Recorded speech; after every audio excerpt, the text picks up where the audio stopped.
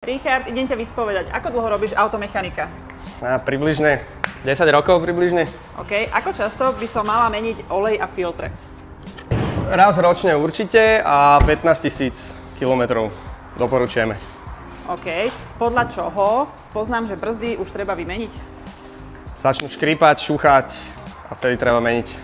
Čo je najčastejšia chyba, ktorú vodiči robia pri údržbe auta? Predĺžujú interval výmeny oleja. Ako zistím, že batéria v aute odchádza?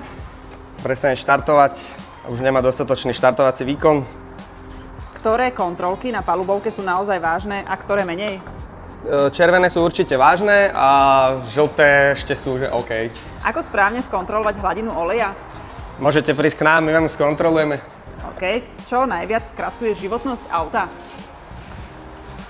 Hrdza, predĺžené intervaly a podobne. Aké jednoduché veci si môžem skontrolovať sama doma bez servisu? Asi najjednoduchšie budú žiarovky. Je nejaký rozdiel medzi letnými a zimnými pneumatikami? Je veľký. Letné sú letné, zimné sú zimné, proste tam to treba meniť. OK, tak mi ešte povedz, ako často ste tu otvorení? Sme tu od 9. do 8. pondelok až nedeľu, aj cez víkend, takže sme tu. Super, ďakujem. Čau. Čau, čau.